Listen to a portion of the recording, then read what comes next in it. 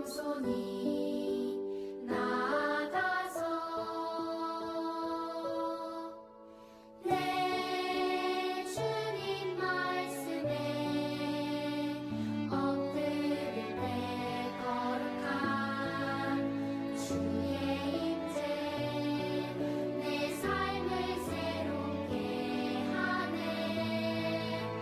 찬양하리 나 손 높이 들고 경배하리 나 손 높이 들고 주 임재 안으로 더 가까이 나아갑니다. 주님 앞으로.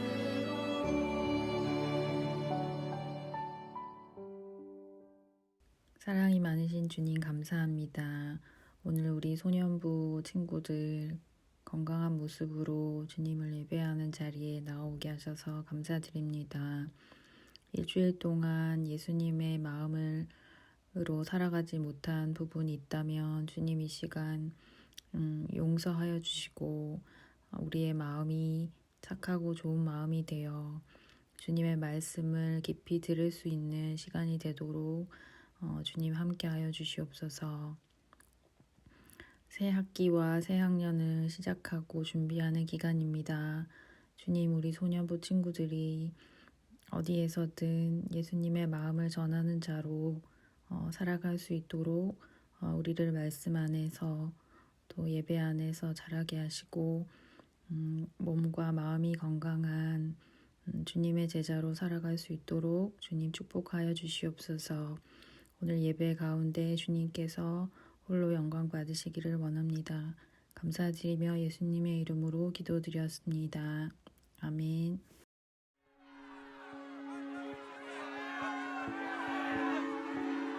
이러므로 우리에게 구름같이 둘러싼 허다한 증인들이 있으니 모든 무거운 것과 얽매이기 쉬운 죄를 벗어버리고 인내로써 우리 앞에 당한 경주를 하며 믿음의 주요 또 온전하게 하시는 이인 예수를 바라보자. 그는 그 앞에 있는 기쁨을 위하여 십자가를 참으사 부끄러움을 개의치 아니하시더니 하나님 보좌 우편에 앉으셨느니라. 너희가 피곤하여 낙심하지 않기 위하여 죄인들이 이같이 자기에게 거역한 일을 참으신 일을 생각하라. 자, 사랑하는 청년부 여러분, 안녕하세요. 여러분 잘 지냈나요? 여러분, 현재 여러분들이 보고 있는 이 사진 뭔지 아세요? 바로 그것은 가정용 철봉입니다. 이 철봉은 전도사님이 직접 구매한 첫 번째 운동기구입니다. 이것을 왜 샀을까요? 질문 자체가 웃길 정도로 전도사님이 운동하려고 샀습니다. 자, 멸치 같은 몸이 탄탄한 몸이 되고 싶은 마음에 구매를 했습니다. 처음에는 이 하나를 성공하기가 힘들었어요. 첫날 운동하고 나서 등 근육이 너무 쑤셨던 기억이 있습니다. 그래도 그 고통을 이겨내야 탄탄한 몸을 얻을 수 있다는 그 마음에 다시 봉을 잡았습니다. 그 노력이 배신하지 않았는지 그 이후도 꾸준히 이어갔습니다. 그런데 그때쯤이었어요. 2020년 6월 6일. 이 날은 전도사님이 결혼한 날입니다. 이 날을 기준으로 전도사님도 모르게 긴장이 풀렸나 봐요. 그 이후로 그 철봉을 잡는 날이 줄어들었습니다. 그리고 그 철봉은 지금 전도사님 집에서 가장 비싼 옷걸이가 되었습니다. 13만 원짜리 옷걸이 전도사님의 아내가 잘 사용하고 있습니다. 자, 아무튼 끝까지 참는다는 것은 쉬운 일이 아닙니다. 다이어트를 하는 사람이 그렇게 좋아했던 치킨이나 햄버거, 콜라, 사이다를 끊는 것이 쉬운 일이 아니잖아요. 또한 마라톤 42.195km를 달리는 마라토너가 그 경주를 참고 달리는 것이 쉬운 일인가요? 모두 다 알다시피 결코 쉬운 일이 아닙니다. 그런데 참 신기하게도 그 경주라는 단어에는 힘듦이라는 단어를 뜻을 담고 있습니다. 자, 오늘 우리가 읽은 1절에 보면 경주라는 말이 등장합니다. 경주는 헬라어로 아곤이라고 하는데 이 단어에서 고통이라는 단어 아고니가 나왔습니다. 다시 말해 경주라는 것에는 고통이 담겨 있습니다. 이것을 증명이라도 하는 듯이 예수님이 참여하신 믿음의 경주에도 엄청난 고통이 담겨 있었잖아요. 예수님께서 참으신 경주가 어떤 종류인지 우리 2절의 말씀을 다시 한번 읽어보겠습니다. 믿음의 주여 또 온전하게 하시는 이의 예수를 바라보자. 그는 그 앞에 있는 기쁨을 위하여 십자가를 참으사 부끄러움을 개의치 아니하시더니 하나님 보좌 우편에 앉으셨느니라.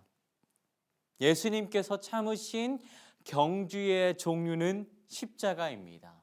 이 십자가 경주는 참으로 잔인합니다.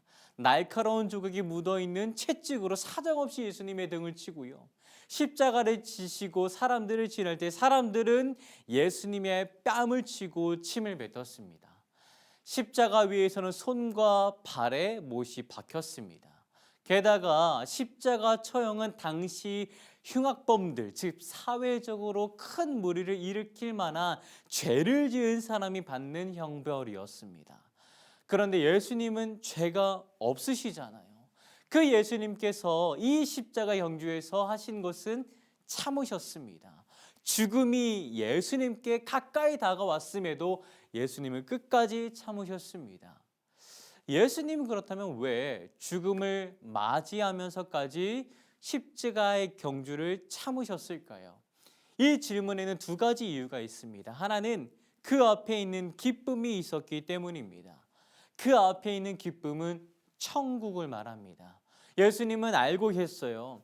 참혹하고 쓰디신 고통 위에는 영원한 기쁨이 가득한 천국이 기다리고 있다는 것을 말입니다.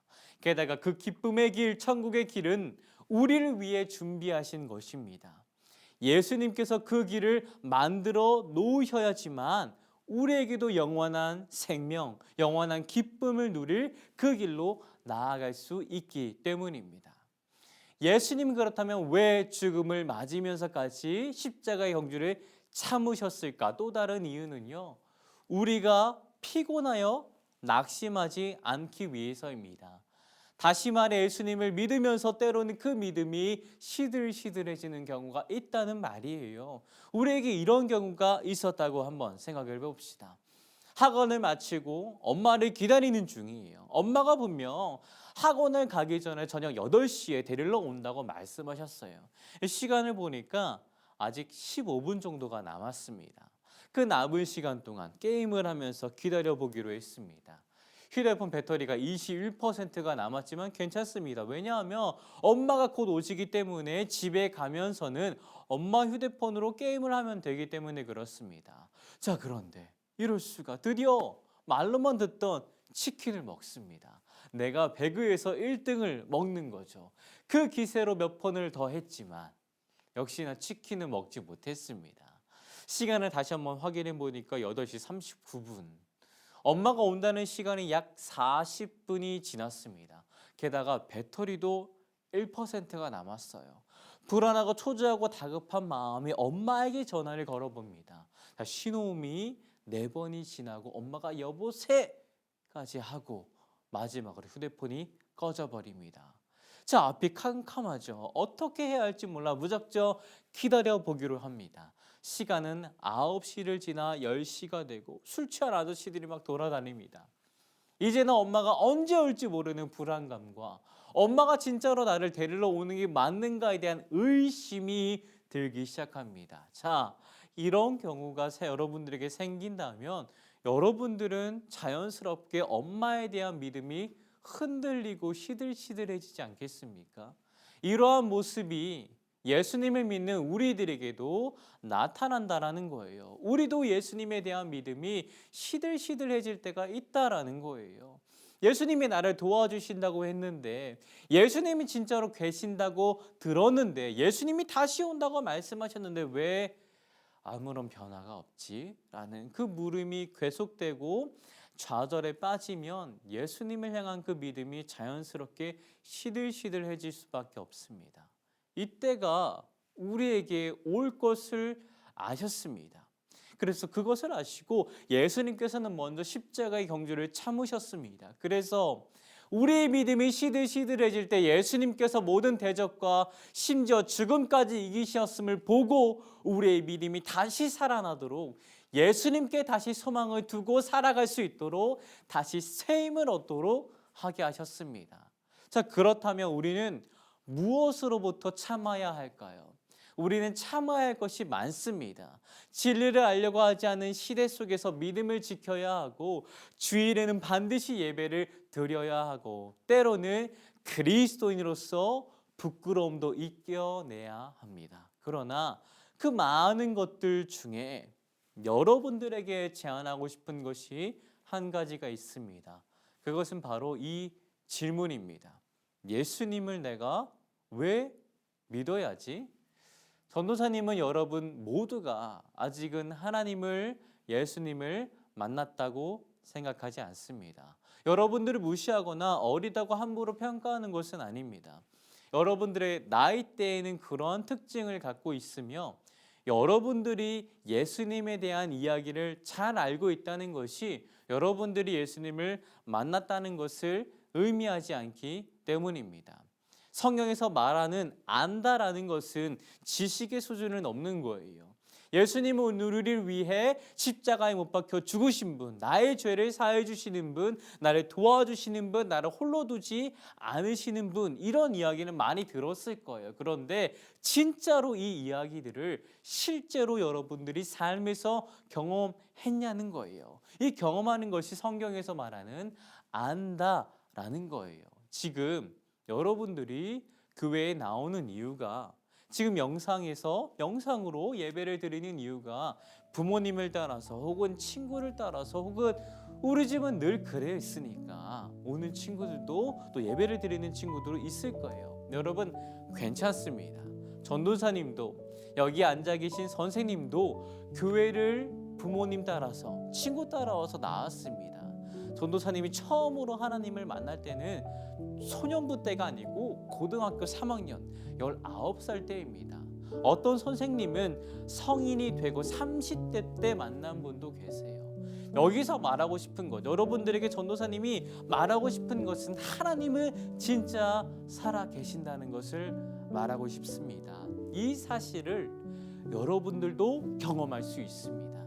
그때까지 앞서 말했던 그 질문, 예수님을 내가 왜 믿어야지? 이 질문을 늘 옆에 두고 하나님을, 예수님을 만날 때까지 교회가 지루하고 재미없더라도 참아내길 바랍니다.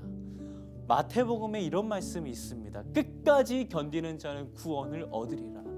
이 은혜에 여러분들에게도 있다라는 것을 꼭 말하고 싶습니다. 그리고 여러분들도 누릴 수 있다라는 이야기도 함께하고 싶습니다.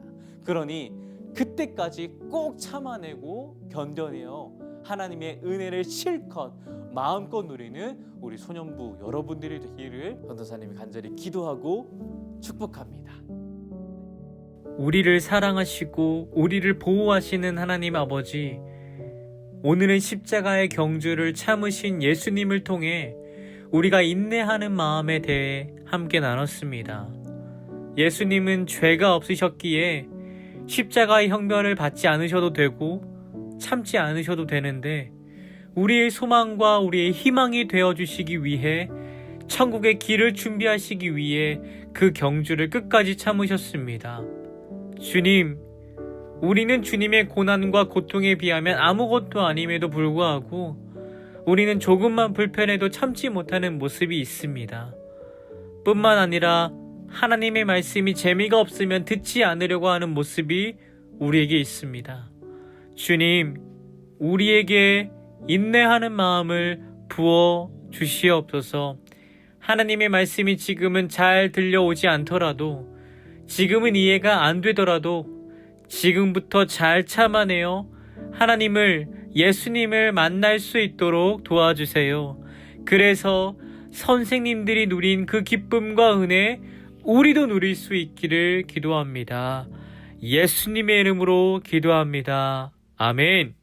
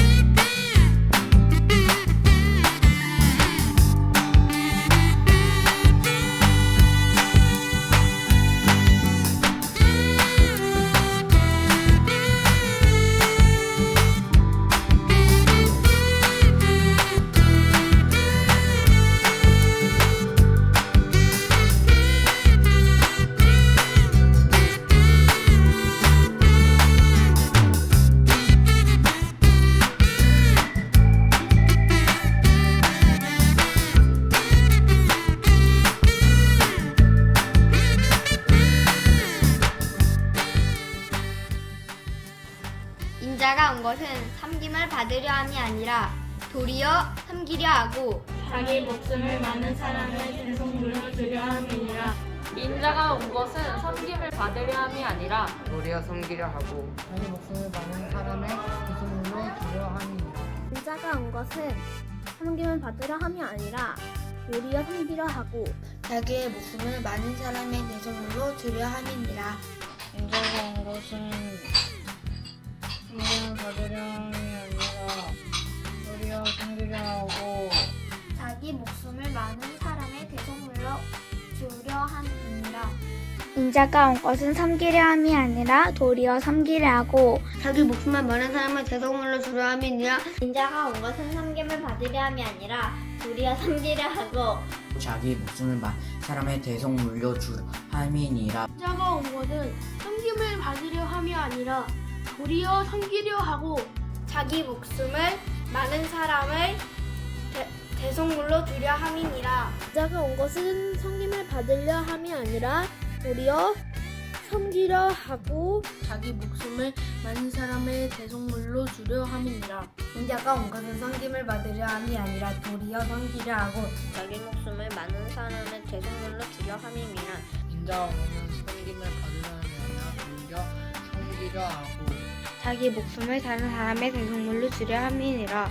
인자가 온 것은 섬김을 받으려 함이 아니라 도리어 섬기려 하고 자기의 목숨을 많은 사람의 대속물로 주려 함이니라. 인자가 온 것은 섬김을 받으려 함이 아니라 도리어 섬기려 하고 자기 목숨을 많은 사람의 대속물로 주려 함이니라. 마가복음 10장 45절 말씀. 아멘.